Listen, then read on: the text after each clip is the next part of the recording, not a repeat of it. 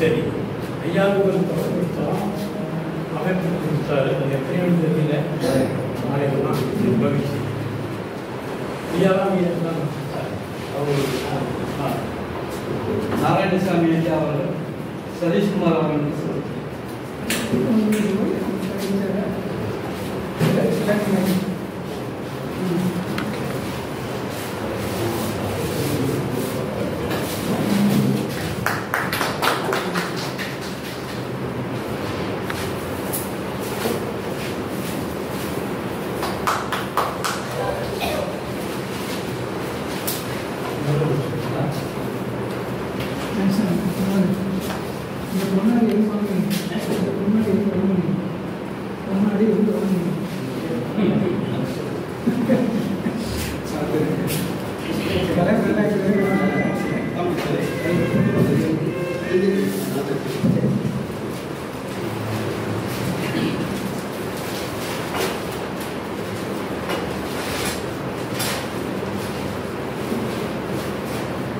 பாடினாள் பட்டீசர் பச்சை தாய் பாட வேண்டும்.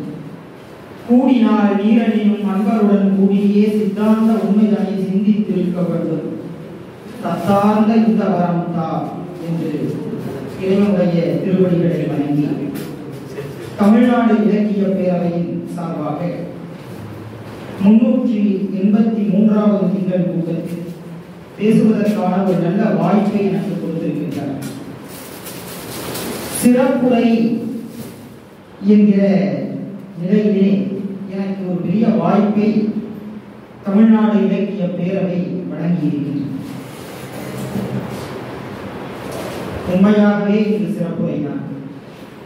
இந்த மன்றத்திற்கு வந்ததற்கு பிறகு 90 அவைகளை கடந்திருக்கக்கூடிய ஐயா அவர்கள் தலைமை தாங்குகின்ற இந்த மன்றத்தில் மிகச்சிறந்த சான்றோர்கள் தான் இருக்கக்கூடிய இந்த அமைப்பு பேசுவதனாலே நான் சிறப்பு அடைவதாலே என்னுடைய உரையும் சிறப்படைகிறது. ஆகவே உங்களால் தான் நான் சிறப்படைகின்றேன் என்பதை இங்கே உங்களுக்கெல்லாம் தெரியப்படுத்திக் கொண்டு அன்பார்ந்த பெரியவர்களே, ஐயா அவர்கள் சொன்னார்கள் இது ஒரு எளிமையான அமைப்பு என்று சொல்லி சொன்னார். ஐயா அவர்களுடைய தலைமை உரையின் போது இது மிக எளிமையான ஒரு அமைப்பு கோவையிலே இயங்கிக் கொண்டிருக்கிறது என்று சொன்னார்கள். மணிவாசகருடைய திருவாசகத்திலே இருந்து நான் இப்படி சொல்லலாம். இறைவனை பாடுகின்ற போது மணிவாசகர் சொல்லுவார், அருமையில் எளிய அழகே போற்றி என்றுவார். ஆக இந்த அருமை இங்கிருக்கக்கூடிய அழகு எளிமையாக இருப்பதால் இது சிறப்படைகின்றது. எங்கேயோ இருக்கக்கூடிய இறைவன் அங்கேயே இருந்து விட்டால் யாருக்கு என்ன பயன்? அவன் தன்னுடைய அருமைகளை எல்லாம் மறைத்துக் கொண்டு எளிமையுடையவனாக இங்கு வந்தால்தானே இந்த மண்ணுயிர் நலமும் ஆக்கமும் பெற முடியும். எத்தனையும் அரியை நீ எளியானாய் என்று பாடுவது போல அந்த எளிமைதான் எப்பொழுதுமே சிறப்பு. அத்தகைய சிறப்பாக கிட்டத்தட்ட திங்களிலே 383 இருக்கின்றார்கள். ஆண்டு கணக்காக பார்த்தால் 32 ஆண்டுகளை நெருங்கிக் கொண்டிருக்கக்கூடிய கோவையினுடைய ஒரு தலை சிறந்த தமிழ் இலக்கிய அமைப்பிலே பேசுவதற்கு இன்றைக்கு மிகச்சிறந்த வாய்ப்பை எனக்கு கொடுத்திருக்கின்றார்கள். தொடர்ந்து இந்த தமிழ்நாடு இலக்கிய பேரவையானது மிகச் சிறப்பாக இந்த பணிகளை எல்லாம் செய்து கொண்டிருக்கிறது. உண்மையாகவே எனக்கு மனம் மிகப்பெரிய ஒரு வியப்பை அடைந்தது. வெண்பாவை இயற்றுகின்றவர்கள் ஏதோ முதுகலை பயிலக்கூடிய அறிவியல் இளைஞர் பட்டத்தை மேற்கொள்கின்ற முனைவர் பட்டத்திற்கு முயலுகின்ற மாணாக்கர்கள் அல்ல. வயதிலும் அனுபவத்திலும் மிக மூத்தவர்கள் இங்கே வெண்பாக்களை இயற்றிக் கொண்டிருக்கின்றார்கள் என்று சொன்னால் எவ்வளவு பெரிய தமிழ் பணியை தமிழ்நாடு இலக்கிய பேரவை செய்து கொண்டிருக்கிறது. இதை எத்துணை தூரம் சொன்னாலும் தகும் என்பதையெல்லாம் எடுத்துச் சொல்லி அன்றைக்கிரிய பெரியவர்களே, விழுமியமே வாழ்வியலின் வேர் என்று கொடுத்திருக்கின்றனர். சிறந்த அமைப்பிலே பொன்னும் மணியும் செல்வங்களாக இருந்து தாங்கிக் கொண்டிருக்கக்கூடிய இந்த தமிழ்நாடு இலக்கிய பேரவையிலே நான் பேச வந்ததை பெரிய வாய்ப்பாக கருதி தலைப்புக்குள்ளாக முடியும்.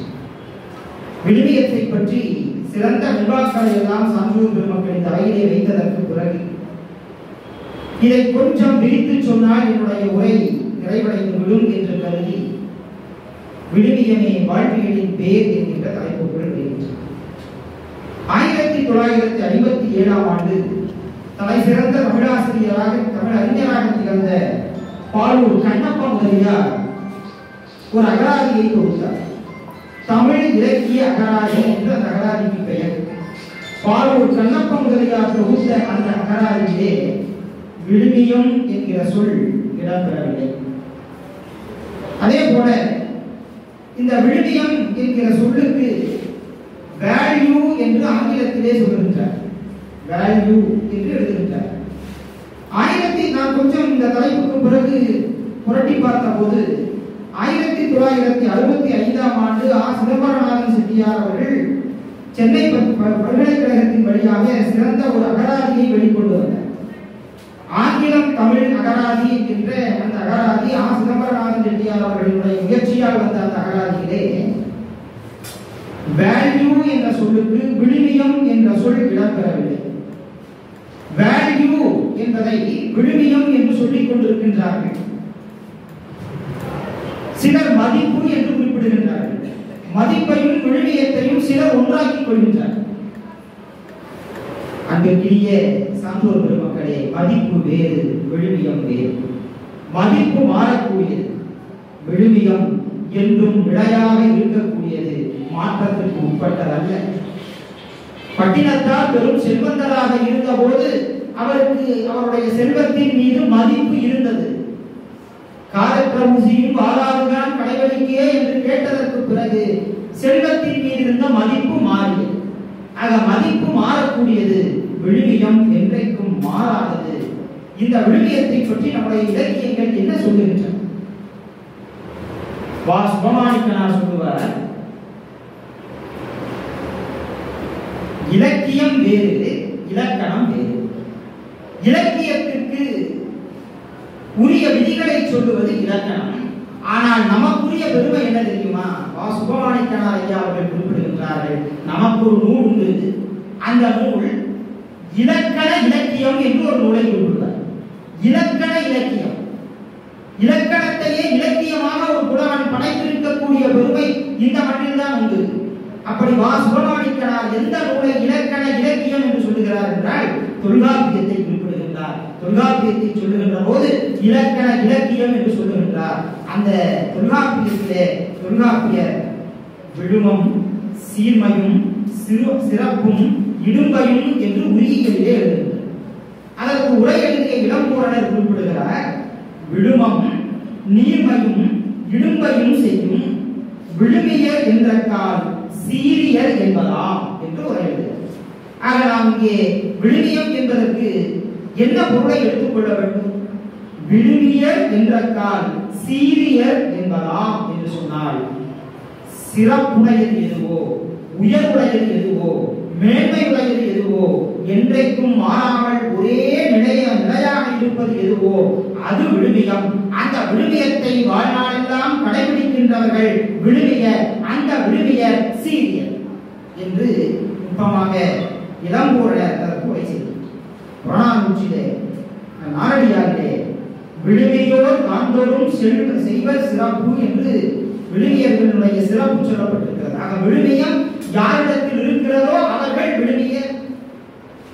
புறத்திணையருக்கு இலக்கணம் எழுதிய தொல்காப்பியர் சொல்லுவார், தாவா விழுப்புகள் பூவை நிலையும் என்று வருகின்ற அந்த இலக்கணத்திற்கு விழுப்புகள் என்பது மேன்மையும் சிறப்பும் உடையதான புகழ் என்று எழுதுகின்றார்கள். ஆக மீண்டும் நாம் விழுமியத்திற்கு இப்படி ஒரு வரையறையை அல்லது வரை விளக்கணத்தை ஏற்படுத்திக் கொள்ளலாம். எந்த ஒன்று உயர்வானதோ, மேன்மையானதோ, சிறப்பானதோ அதுவே விழுமியம். அது மாறாது, மதிப்பு மாறும். ஆக ஒருவரின் உயர்ந்த பண்புகள், அவர் மேற்கொள்கின்ற அறங்கள் முதலியவற்றினுடைய ஒட்டுமொத்த தொகுப்பிற்கு பெயர் விழுமியம் என்று ஒரு வரைவிலக்கணத்தை நாம் ஏற்படுத்திக் கொண்டு பார்த்தால் எவையெல்லாம் விழுமியம் ஒருவர் பின்பற்றுகின்ற அவருடைய வாழ்க்கையிலே அவர் பின்பற்றுகின்ற அறங்களும் உயர்ந்த பண்புகளும் விழுமியம் என்று நாம் வரையறை செய்து கொண்டால் அந்த விழுமியங்களினுடைய பட்டியல் என்ன என்று பார்த்தால் கலித்தொகை விழுமியங்களை பட்டியலிட்டு காட்டுகிறது. ஒவ்வொன்றாக பட்டியலிட்டு காட்டுகிறது. நவமணிகளைப் போல ஒரு 9 விழுமியங்களை கலித்தொகை குறிப்பிடுகிறது. ஆற்றுதல் என்பது ஒன்று அளந்தார்க்கு உதவுதல், போற்றுதல் என்பது புணர்ந்தாரை பிரியாமை, பண்பெனப்படுவது பாடு அறிந்து ஒழுகுதல், அன்பெனப்படுவது தன் பிழை செராமை, அறிவு எனப்படுவது பேதையார் சொல் நோன்றல், செறிவெனப்படுவது கூறியது வராமை, நிறை எனப்படுவது மறை பிறர் அறியாமை, முறை எனப்படுவது கண்ணோடாது உயிர் வம்பல், முறை எனப்படுவது போற்றாரை பொறுத்தல். ஆக ஒரு 9 விழுமியங்களை கலித்தொகை சொல்லுகிறது. ஆற்றுதல், போற்றுதல், பண்பு, அன்பு, அறிவு, செறிவு, நிறை, முறை, பொறை. இந்த 9 மணிகளைப் போல கலித்தொகையிலே பட்டியலிட்டு காட்டியிருக்கிறது. இதை நாம் பின்பற்றுகின்றோமா? இந்த விழுமியங்கள் இன்றைக்கு இருக்கக்கூடிய இந்த பொருளாதாரத்தை நோக்கி செல்லுகின்ற, தொழில்நுட்பத்தை நோக்கி செல்லுகின்ற இந்த உலகத்திலே பின்பற்றப்படுகிறதா என்பதையெல்லாம் இன்றைக்கு நாம் சிந்தித்து பார்க்கிறோம். இந்த 9 விழுமியங்களை கலித்தொகை நான் இப்படி ஒப்பிட்டு பார்த்தேன். இந்த தலைப்பை திராவிடமணி ஐயா அவர்கள் சொன்ன போது நான் இப்படி ஒப்பிட்டு பார்த்தேன். கலித்தொகை ஆசிரியர் சொல்லுகின்ற இந்த 9 விழுமியங்களும் எவ்வாறு விரித்து சொல்லப்பட்டிருக்கிறது, எந்த நூலிலே சொல்லப்பட்டிருக்கிறது என்று நான் தேடிய போது சிலப்பதிகாரத்திலே இருக்கிறது. சிலப்பதிகாரத்திலே இருக்கக்கூடிய விழுமியங்களை எடுத்து சொல்லலாமா என்று நான் பார்த்தபோது என்னுடைய பேராசிரியர் பேராசான் செல்லியப்பனார் ஐயா அவர்கள் சொல்வார்கள், சிலப்பதிகாரம் கோவலனுக்கு திருமணமாகின்ற போது அவனுக்கு 16 ஆண்டுகள், 8 ஆண்டு அவன் 18 ஆண்டு வயது. அவன் கண்ணகியோடு இல்லற வாழ்வு நடத்தியது 8 ஆண்டுகள் என்று அவர் குறிப்பிடுவார். கண்ணகியை விட்டு பிரிந்து அவன் மாதவியோடு வாழ்ந்தது 12 ஆண்டுகள் என்று சொல்லுவார். ஆக 8 ஆண்டு கண்ணகியோடு வாழ்ந்திருக்கிறான், 12 ஆண்டுகள் மாதவியோடு வாழ்ந்திருக்கிறான். ஆக மொத்தம் 20 ஆண்டுகள் அவன் புகாரிலே வாழ்ந்திருக்கிறான். வைகாசி மாதம் அவர்கள் புகாரை விட்டு புறப்பட்டார்கள் மதுரையை நோக்கி. ஆடி அமாவாசை என்று மதுரையானது கண்ணகியால் பட்டாங்கில் யாருமோர் பத்தினியே யாமாவில் ஒட்டே அரசோடு ஒளிப்பே மதுரையை என்று ஆடியிலே மதுரையை அவள் எரியூட்டினாள். ஆக வைகாசி, ஆடி, ஆடி என்று 3 மாதங்கள். கண்ணகியோடு வாழ்ந்த 8 மாதங்கள், மாதவியோடு 8 ஆண்டுகள், மாதவியோடு வாழ்ந்த 12 ஆண்டுகள், ஆக 20 ஆண்டுகள். இவர்களுடைய பயணம் 3 மாதங்கள். செங்குட்டுவன் வடபுறம் போய் திரும்பி வந்து கண்ணகிக்கு கோவில் எடுத்த ஆண்டுகள் 5 ஆண்டுகள். ஆக 25 ஆண்டுகள் 3 மாதங்கள் நடந்த நிகழ்வு சிலப்பதிகாரம் என்று என்னுடைய ஆசிரியர். ஆக ஒரு தமிழ் சமுதாயத்தினுடைய பரந்துபட்ட இந்த நிலையிலே இந்த 9 விழுமியங்களை இன்னும் பறக்க யாராவது சொல்லி இருக்கிறார்களா என்று நான் தேடிய போது தெய்வ சேக்கிழார் பெருமான் எனக்கு கரம் கொடுத்தார். பெரிய புராணத்திலே மிக மூத்த அடியார் கோச்செங்கோச்சோழன்.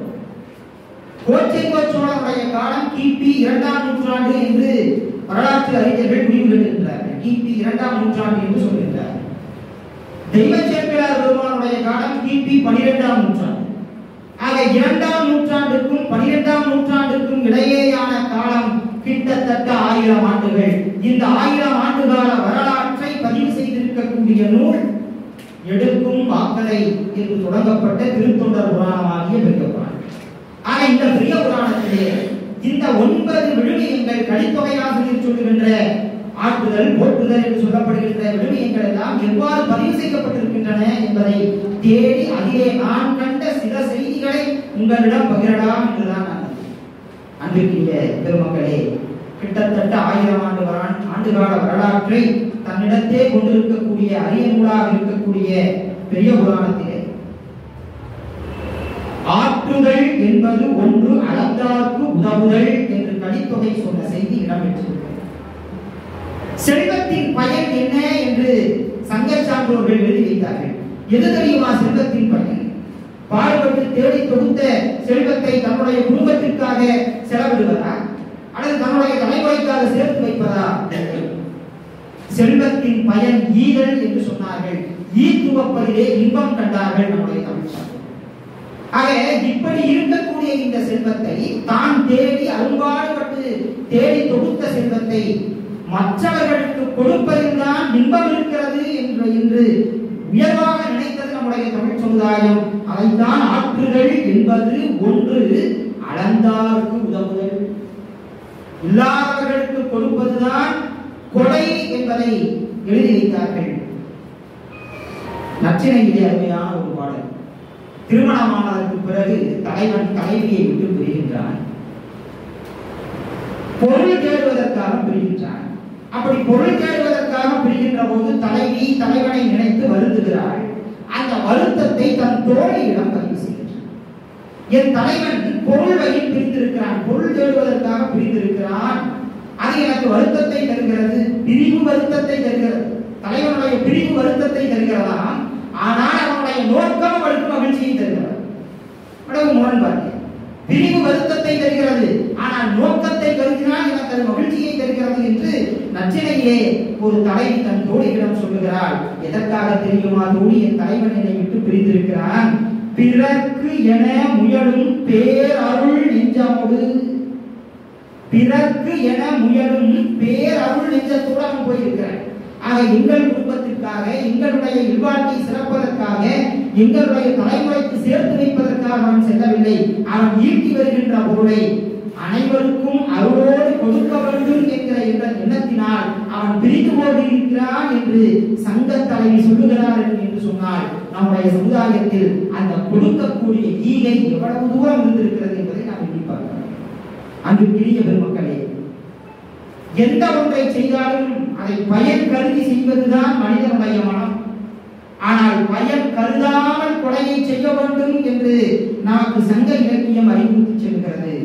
கடையேழு வள்ளல்களில் ஒருவனாக இருக்கக்கூடிய வையாரிக்கோ பெரும் வேகனை பற்றி பாடிய புலவர் அந்த பாடிய பாட்டிலே இப்படி வருகிறது. ஒன்றை கொடுத்தால் பயன் இரண்டு வகையில் கிடைக்கிறார். இந்த உலகத்திலேயே அதற்கான பயனை நாம் பிரித்து விடலாம். அல்லது இம்மை இல்லை என்றால் மறுமைக்கு அது பயனாக கிடைக்கிறது. ஆக இம்மை பயனை விட மறுமை பயன் உயர்ந்தது என்று சமயங்கள் எல்லாம் சொல்லுகின்றன. இம்மை பயனை விட மறுமை பயன் சிறந்தது என்று சொன்னால் அந்த மறுமையை விட சிறந்தது என்று தெரியுமா? அந்த பயன் பாராட்டாமல் செய்கின்ற கொடையும் உதவியும் தான் என்பதை வையாரிக்கோ பெரும்பேகனை பற்றி சொல்லுகின்ற புறநானூற்று பாடல் சொல்லுகிறது. எத்துணை ஆயினும் ஈத்தல் நன்று என மறுமை நோக்கின்றோ அன்றே பிறர் வறுமை நோக்கின்ற அவன் கைவன்மையே என்று பாடு. ஆக வறுமையை நோக்கி கொடு, பிறருடைய வறுமையை நோக்கி கொடு, உன்னுடைய மறுமையை நோக்கி நீ கொடுக்காதே என்று சொன்ன மிகச்சிறந்த இலக்கியம் நம்முடைய தமிழ் இலக்கியம். அப்படி வாழ்ந்து காட்டியவர்கள் நம்முடைய முன்னோர்கள் என்பதை இந்த விழுமியங்கள் தான் இன்றைக்கு வரைக்கும் வேறாக நின்று இந்த தமிழ் சமுதாயத்தை தாங்கி பிடித்துக் கொண்டிருக்கிறது என்றால் அதே போல ஆய் என்று சொல்லப்படுகிற வள்ளலை பற்றி அதே புறநானூறு பாடுகின்ற போது சொல்கிறது. இவன் அறம் செய்யக்கூடியவன். இந்த ஆய் இருக்கிறானே அவன் அறம் செய்யக்கூடியவன். வந்தவர்களுக்கெல்லாம் வாரி வழங்குகின்ற கொடை வள்ளல்களில் ஒருவன். ஆனால் பயன் கருதாமல் கொடுப்பான்.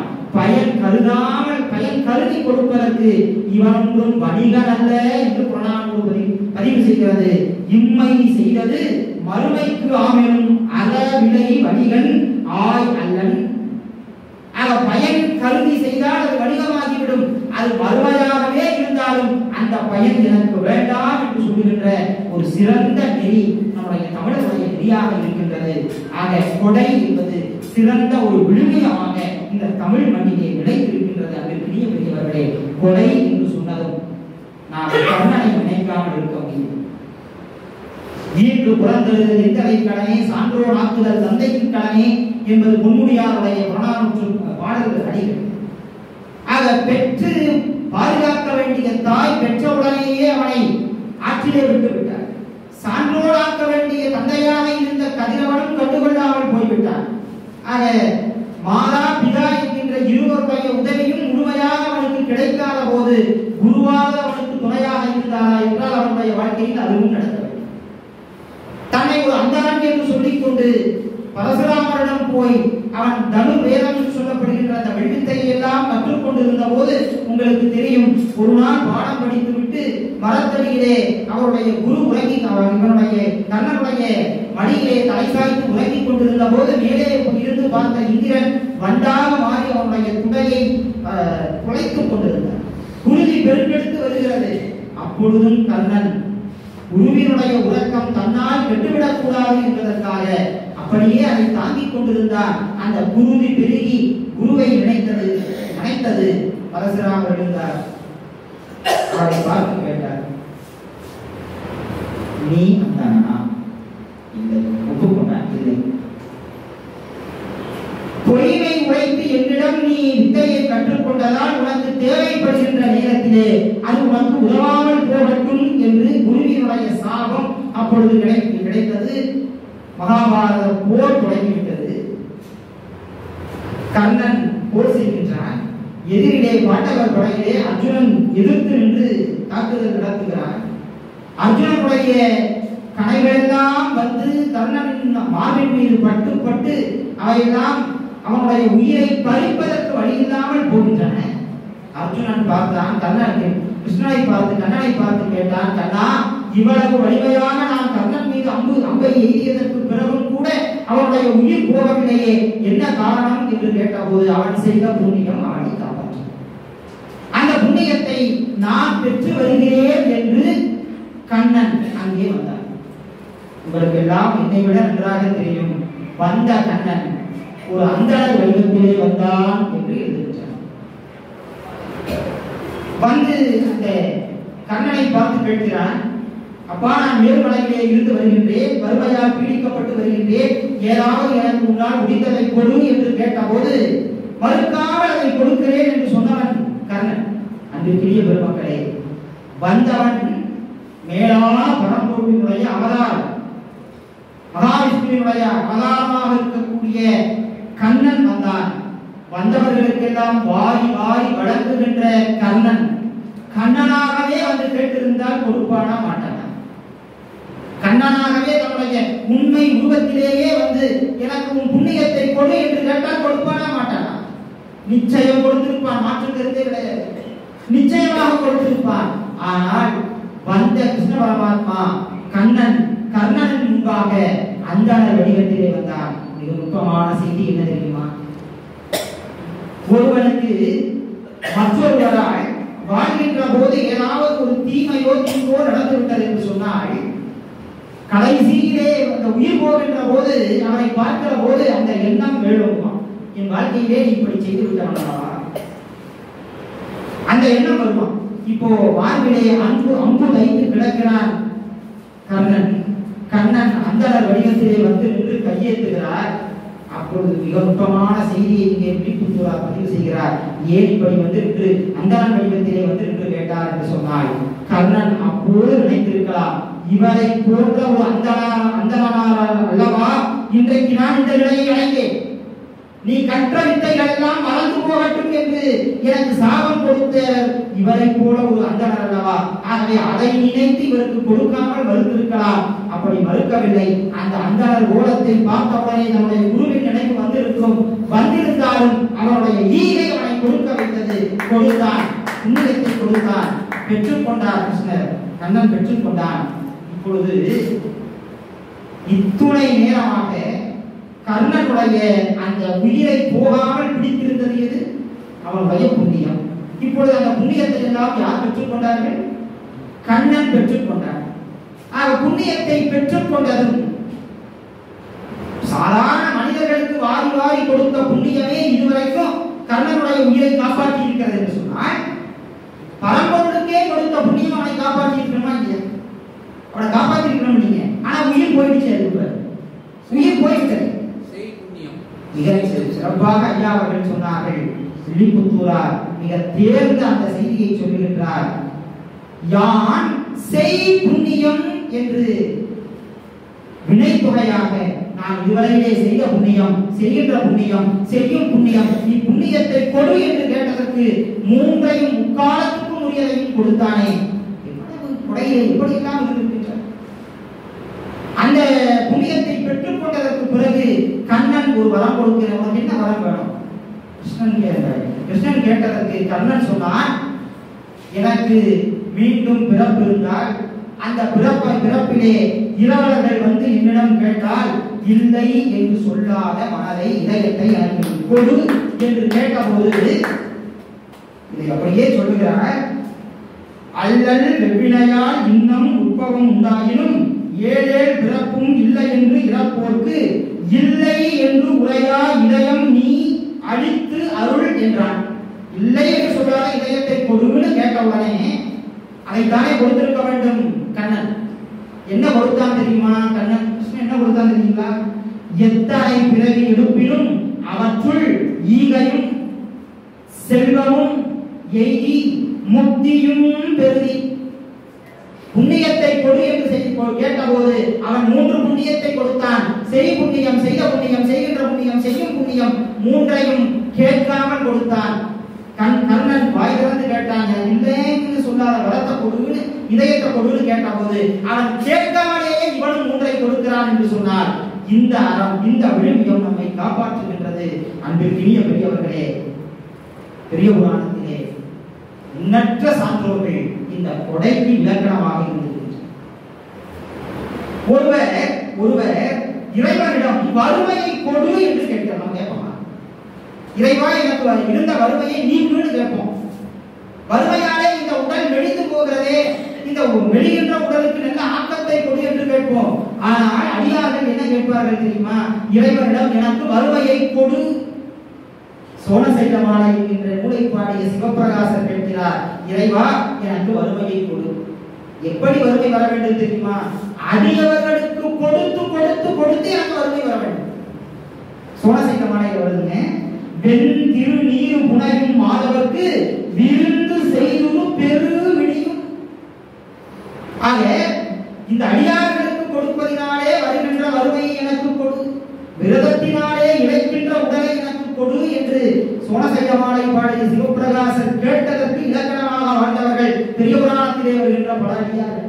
இளையாட்சி மாறனாயினார் எல்லோருக்கும் தெரிந்த வரலாறு தான். இருக்கின்ற வரையிலே கொடுத்தார், இல்லாத போதும் கடன் பெற்று கொடுத்தார், தன்னிடம் இருந்ததையெல்லாம் விற்று கொடுத்தார். எல்லாம் கொடுத்தது போக இறைவன் ஒரு நாள் இரவு நேரத்திலே மழை பெய்கின்ற போது அடியார் வடிவத்திலே வந்து எனக்கு கொடு என்று கேட்டபோது அப்பொழுதும் அவரும் அவருடைய மனைவியும் வயலிலே இருக்கக்கூடிய நெல்லை, நித்திய நெல்லை கொண்டு வந்து கொடுத்தார்கள் என்று சொன்னால் இந்த கொடைதான் தமிழனுடைய அறம். அரிசி இருக்கிறதே அது இன்றைய தேவைக்குரியது, நெல் என்பது நாளைக்குரியது, விதை நெல் என்பது எதிர்காலத்துக்குரியது. ஆக எதிர்காலத்துக்குரிய விதை நெல்லையும் கொண்டு வந்து கொடுக்கிறார்கள் என்று சொன்னால் இந்த கொடை சங்ககாலம் தொட்டு அந்த சங்கிலி அறுபடாமல் வருகின்ற விழுமியத்தினுடைய வெளிப்பாடுதான் சேர்க்கிறார்களுடைய இந்த அடியார்களினுடைய கொடுக்கக்கூடிய பெருமை என்பதை நாம் மனதிலே வைத்துக் கொள்ள வேண்டும். நான் ஒரு செய்தியை சொன்னேன். சங்ககாலத்திலே இருந்து வருகின்ற அந்த சங்கிலி இடையீடு இல்லாமல் வந்தது சிறந்த சான்று இருக்கிறது. குமரனை போய் பெருஞ்சித்திரனார் பார்க்கிறார். பெருஞ்சித்திரனாருக்கு குமரன் கொட்டி கொடுக்கிறான், கொண்டு வந்து மனைவியிடம் கொடுக்கிறார் பெருஞ்சித்திரனார். இது குமரன் கொடுத்த செல்வம். முதிரை கிழவனாக இருக்கக்கூடிய திருந்துவேல் குமரன் கொடுத்த செல்வம். இந்த செல்வத்தை என் அன்புக்கினிய மனைவியே நீ எல்லோருக்கும் கொடு. நாம் வறுமையோடு இருந்த போது யாரெல்லாம் நமக்கு கொடுத்தார்களோ அவர்களுக்கு கொடு, யாரெல்லாம் இப்பொழுது வறுமையாக இருக்கின்றார்களோ அவர்களுக்கு கொடு. இது நான் கொண்டு வந்த செல்வம், எனவே என் கணவரிடம் கேட்டுவிட்டுத்தான் கொடுக்க வேண்டும் என்று நினைக்காதே. என்ன கேட்டு கொடுக்கணும்னு முடிவு பண்ணாதே. இருங்க எங்க வீட்டுக்காரர் வந்துட்டு கேட்டுட்டு தரேன்னு சொல்லாதே. அருமையான புராணம் பாட்டு, பெருஞ்சித்திரனாருடைய பாட்டு பெரிய புராணம் குறிப்பிடுகிறது. சுந்தரமூர்த்தி நாயனாருடைய வரலாற்றிலே வருகின்றது. நீல நினைத்தடியில் இத்தரும் கையொழுதே என்று அவரே அலெக்சாண்டராக பாடுகிறார். கோழி எம்பெருமான் குண்டையூர் சில நெல்லு பெற்றே ஆடிலை எம்பெருமானை அட்டித்தரப்பணியே என்று குண்டையூர் விழாரிடம் வாங்கிய நெல்லை கொண்டு வந்து திருவாரூரிலே சேர்க்க வேண்டும் என்று இறைவனுக்கு ஆணையிடுகிறார். இறைவன் தன் பூதகணங்களை அனுப்புகிறார். குண்டையூரிலே இருந்த நெல்லெல்லாம் திருவாரூருக்கு வருகிறது. அடுக்க இடமில்லை. திருவாரூர் வீதிகள் எல்லாம் நிறைந்து கிடைக்கிறது. கதவை திறந்தால் உள்ளே நெல் கொட்டிவிடும். அப்படி இருக்கிறது. நெல் மலை மலையாக குவிந்து கிடக்கிறது. பறவை நாச்சியார் என்கிற அந்த பெண்மணி, தமிழகத்திலே தோன்றிய அந்த தலைசால் பெண்மணி, அந்த சங்கிலியை இடையீடுபடாமல் காக்கிறார். இது என் கணவர் இறைவனுடைய அருளால் பெற்ற செல்வம் என்று நினைக்கல, தனக்கு வேண்டும் என்று நினைக்கவில்லை, தன் எதிர்காலத்துக்கு வேண்டும் என்று சேமித்து வைக்கவில்லை. அவரவர்களுடைய வீட்டுக்கு முன்னால் இருக்கக்கூடிய நெல்மணிகளை அவரவர்கள் எடுத்துக் கொள்ளுங்கள் என்று சொன்னால் இதுதான் பெருஞ்சித்திரனார் கண்டது. அதைத்தான் இன்றைக்கு சுந்தரனும் செய்தார். அதை சேர்க்கிறார் பெருமான் பாடி வைத்தார் என்று சொன்னால் நம்முடைய தமிழ் சமூகம் எந்த அளவுக்கு இந்த கொடையை போற்றி இருக்கிறது என்பதை நீங்கள் மனதிலே கொள்ள வேண்டும். ஐயா அவர்கள் கொடுத்த நேரம் 5 மணித்துளிகள். கலித்தொகையிலே 9 விழுமியங்களை நான் சுட்டிக்காட்டினேன். அதிலே ஆற்றுகள் என்கின்ற அந்த கொடையை பற்றித்தான் சொல்லியிருக்கிறேன். 9 விழுமியங்கள் இருக்கிறது. அன்று பிரியவர்களே, உங்களுடைய அனுமதியோடு இன்னும் ஒன்றை மாத்திரம் சொல்லி நான் நிறைவு செய்கிறேன். ஒன்றையும் சொல்ல முடியாது, ஒன்றை மாத்திரம் சொல்லி நிறைவு செய்கின்றேன். அந்த ஒன்றுக்குள் 9 மடங்கு. நிறை எனப்படுவது மறை பிறர் அறியாமை. எது நிறை தெரியுமா? எது நிறை? நம்முடைய ரகசியங்களை மற்றவர்கள் அறிய. நிறை எனப்படுவது மறை பிறர் அறியாமை. சுந்தரமூர்த்தி நாயனார் திருத்தொண்டர் தொகை பாடினார். திருத்தொண்டர் தொகையை திருவாரூரிலே அவர் பாடிய போது பெருமானே வந்து தில்லைவாழ் அந்தணர்களும் அடியாருக்கும் அடியே என்று அடி எடுத்து கொடுத்ததாக சொன்னார். ஆகவே அந்த அடி என்பது இறைவன் கொடுத்த அடி. அடுத்த அடியிலே பாடுகிறார், திருநீல கண்டத்து குயவனாருக்கு அடியே. ஆக இதுதான் சுந்தரனுடைய சொந்த அடி. திருநீல கண்டத்து குயவனாருக்கு அடியே என்று பாடுகிறார். ஏன் திருநீல கண்டத்து குயவனாரை சுந்தரர் முதலாக வைத்தார்? எண்ணி பார்க்க வேண்டும். திருக்கைலாயத்திலே சிவபெருமானுக்கு அடுத்த தொண்டராக இருந்தவர் சுந்தரமூர்த்தி நாயனார். ஆளாள சுந்தரர் என்று அவருக்கு பெயர். மிகச் சிறப்பான பெயர் ஆளாள சுந்தரர். ஆழம் என்றால் நஞ்சு என்று பொருள். ஆள சுந்தரர். பார்க்கடலை கடைந்தார்கள். அவருக்கு மிக விரிவாக சொல்ல வேண்டியதில்லை.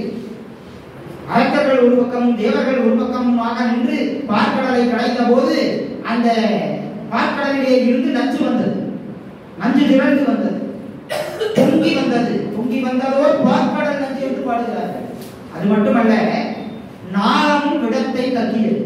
அந்த இடத்திலே 2 விடம். ஒன்று நாகத்தினுடைய விடம், மற்றொன்று கடலிலே இருந்து வெளிப்பட்ட விடம். நாகத்தினுடைய ஆழத்தையும் அந்த ஆழி என்று சொல்லப்படுகிற கடலினுடைய ஆழத்தையும் 2ஐயும் ஒன்று சேர்த்து வந்ததால் 2 ஆழத்தையும் கொண்டு வந்ததினாலே ஆழ சுந்தரர் என்று அந்த ஆளாள சுந்தரர் திருநீலகண்டத்து குயவனாரை சிறப்பாக பாடுகின்றார்.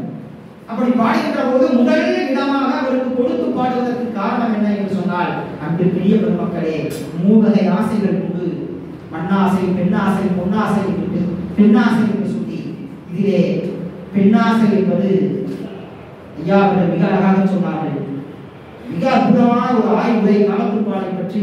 மலரினும் எளிது காமம், அற்புதமான ஒரு விளக்கம் பாருங்க. அந்த காமத்தை அந்த மலரினும் எளிதாக அவர் குத்து காட்டினார். அது இந்த காமம் இருக்கும் பாருங்களேன், இது தொல்காப்பியர் சொன்ன மாதிரி சொன்னா எல்லா உயிருக்கும் உரியது. இன்பம் என்பது எல்லா உயிருக்கும் தான் வந்து வரும் ஏமற்றாகும் இல்லைங்களா? ஆக மண்ணாசையும் பொன்னாசையும் மனிதனுக்கே உரியது. இந்த காமம் என்று சொல்லப்படுகின்ற இன்பம் இருக்கிறதே, அது எல்லா உயிருக்கும் உரியது. அதை வென்று நின்றவர் திருநீலகண்டரும் அவருடைய மனைவியார். திருநீலகண்டர் இன்பத்துறையில் எளியராயினார் என்று சேர்க்கிறாருடைய வரி. சிற்றின்பத்தை நாடி சென்றார், பலத்தை வீடு அணைந்து வந்தார். அப்படி வந்தவரை பார்த்து திருநீலகண்டருடைய மனைவி சொன்னார், தீண்டிரீராயின் எம்மை. அவ்வளவுதான், புதுசா கூட முடிக்கணும். தீண்டினால் நான் வீட்டை விட்டு போய்விடுவேன், தீண்டினால் என் தாய் வீட்டு. தீண்டிரீராயின் எம்மை திருநீலகண்டம் என்று ஆணையிட்டு விட்டார். கிட்டத்தட்ட இளமையிலே அந்த இடப்பட்ட அந்த ஆணை, அதை மேற்கொண்டு ஒழுகிய அந்த பாங்கு முதுமை வரையிலே அவர்களுக்கு இருந்திருக்கிறது. முதுமை கோலத்திலும் இதுதான் அந்த சிறப்பு என்னன்னு பார்த்தீங்கன்னா, அந்த முதிய நிலையிலும் கூட அந்த வடிவு இளமை போய் மூப்பு வந்த போதும் கூட இவர்கள் இப்படி வாழ்கிறார்கள் என்பதை அருகில் இருக்கக்கூடியவர்கள் கூட அறியவில்லை என்று சொன்னால் இதுதான் நிறை எனப்படுவது மறை பிறர் அறியாமை. ஒரு குயவனாருடைய வீடு எப்படி இருந்திருக்கும்? பெரிய மாட மாளிகையாக இருந்திருக்கும். ஒரு சாதாரண வீட்டிலே கணவன் மனைவியாக இளமை தொட்டு முதுமை வரையிலே அவர்கள் வாழ்ந்தார்கள் என்று சொன்னால், அப்படி வாழ்ந்த அந்த அந்த இருவருக்குமான அந்த அன்பு, அந்த விளக்கம், அதுக்கெல்லாம் மேல குறிக்கோள் இறைவன் மீது கொண்டிருக்கக்கூடிய அந்த அன்பு பக்தி எதை வேணா நீங்க போட்டுக்கலாம்.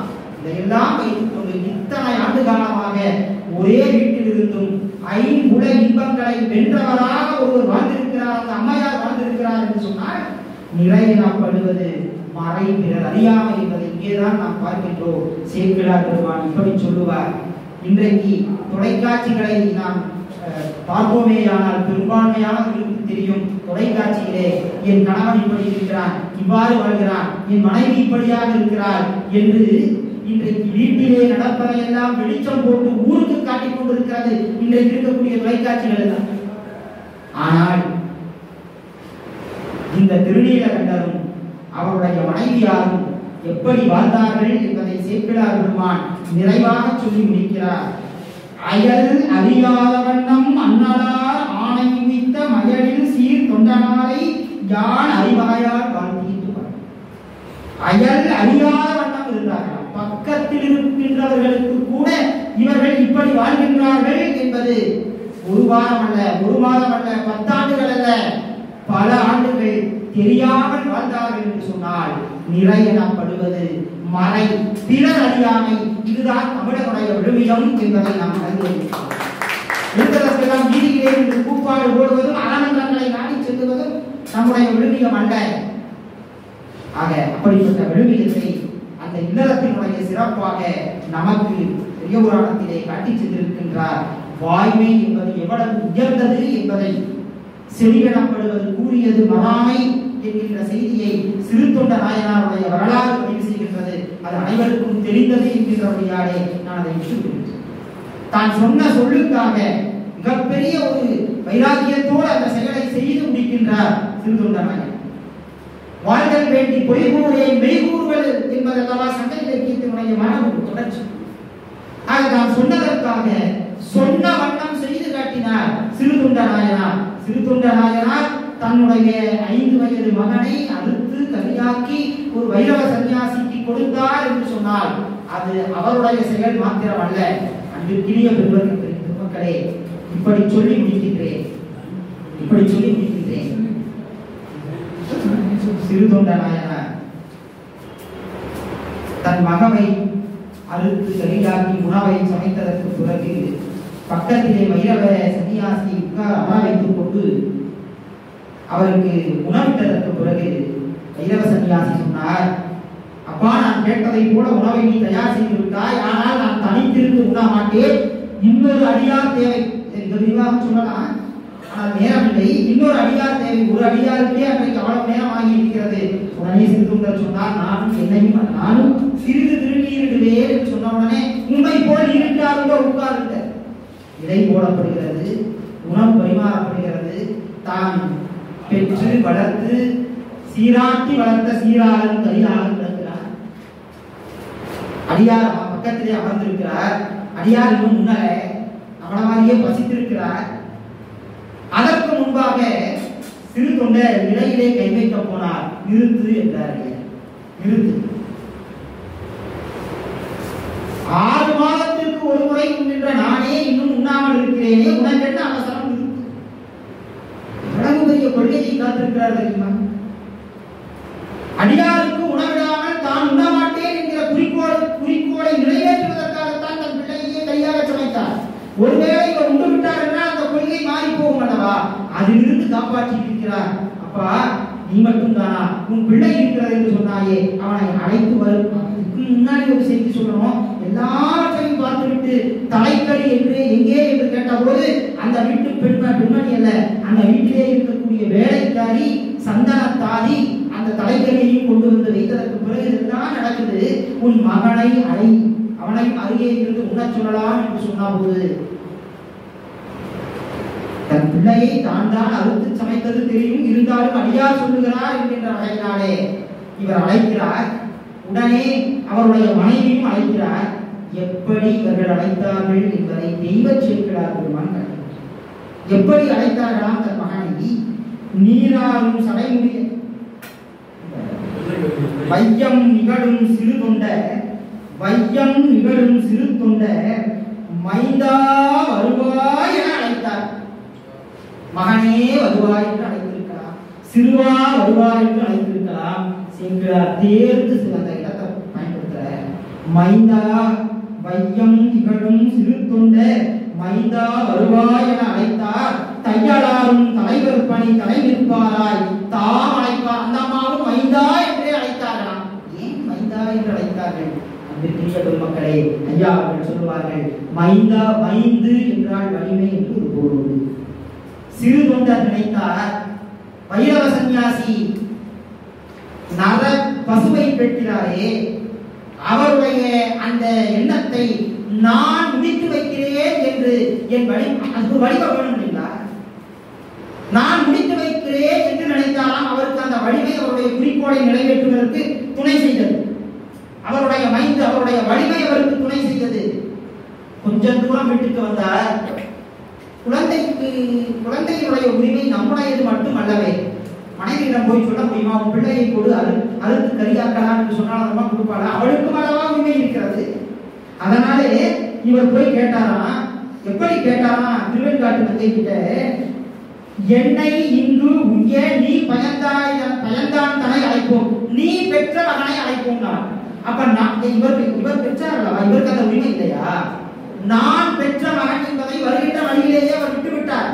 இவருக்கு கறி சமைக்க வேண்டும் என்கின்ற அந்த உறுதிப்பாட்டிலே, அந்த வலிமையிலே விட்டுவிட்டதால், மகனுக்கான அந்த உரிமையை விட்டுவிட்டதால் இவர் போய் கேட்டார், நீ பயந்தான் தனை அழைப்போம்.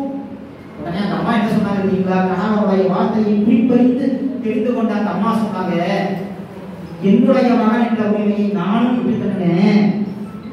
அன்னையும் அணையாத நம்மை காக்க வரும் வாணியை பள்ளியில் சென்று கொண்டு வாரும். நம்மை நீங்க வாழ்ந்தாத்தானே நான் வாழ முடியும். நம்மை வாழ்விப்பதற்காக வந்தவன் நீ நான் என்று வேதம் பார்க்க வேண்டாம். உங்களுடைய கொள்கை என்னுடைய கொள்கை என்று இருவரும் சேர்ந்தார்களாம். சேர்ந்து அந்த பணியை செய்தார்கள். இதையெல்லாம் செய்ததற்கு பிறகு சேர்க்கிறார், விரைவாக சொல்லுகிறார், மைந்தா என்ற வார்த்தையால் என்ற சொல்லால் கணவனும் மனைவியும் அழைத்தார்கள் என்று சொன்னால், தன்னுடைய வலிமையால் அந்த செயலை செய்து விடுவோம் என்று நினைத்தார் திருத்தொண்ட நாயனார். அது முடியவில்லை. அவருடைய மனைவியினுடைய வலிமையும் அங்கே தேவைப்பட்டிருக்கிறது. மனைவியினுடைய வலிமை மட்டும் போதுமா? தலைக்கறி இல்லை என்று சினத்தோடு வந்தவர் சென்றிருந்தால் அந்த குறிக்கோள் அன்றைக்கு நிறைவேறாமல் போயிருக்குமே.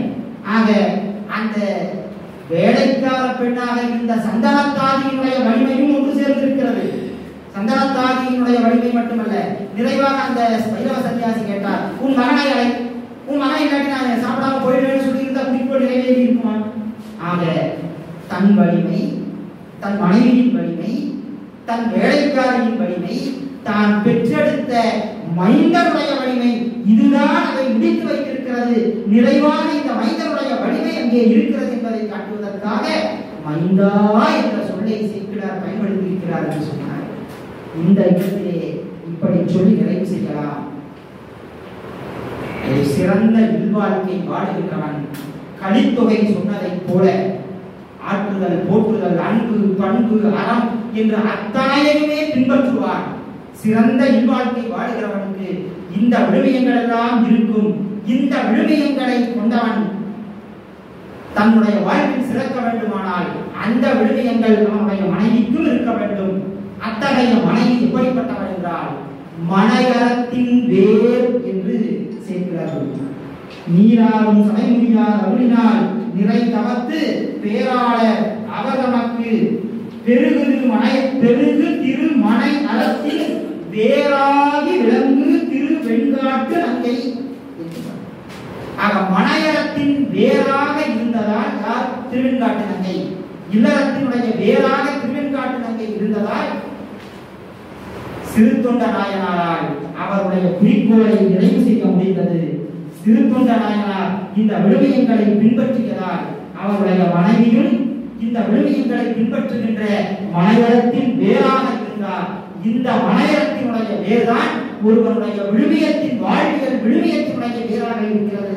ஆக நம்முடைய விழுமியங்கள் வாழையடி வாழையாக இன்றைக்கு நேற்றைக்கு அல்ல, ஆண்டுகள் பல கடந்து இன்றைக்கும் நிலைத்திருக்கிறது என்று சொன்னால் நம்முடைய முன்னோர்கள் மிகச்சிறந்த அடித்தளத்தை விழுமியங்களாக நமக்கு கொடுத்து சென்றிருக்கின்றார்கள். அவைதான் இன்றைக்கு வேறாக இன்று இன்றைக்கு நம்முடைய தமிழ் இனத்தை காத்து வருகிறது என்பதை எல்லாம் எடுத்து சொல்லி அன்றைக்குரியவர்களே ஒரு 10 நிமிடம் கூடுதலாக நான் எடுத்துக்கொண்டேன். அதற்கும் உங்களிடம் என்னுடைய நீங்கள் பொறுத்து கொள்ள வேண்டும் என்பதை கேட்டுக்கொண்டு ஒரு நல்ல வாய்ப்பை இந்த அவை எனக்கு கொடுத்திருக்கின்றது. தமிழ்நாடு இலக்கிய பேரவை செயற்கரிய செயலை கிட்டத்தட்ட 383 திங்கள்களாக செய்து கொண்டிருக்கிறது.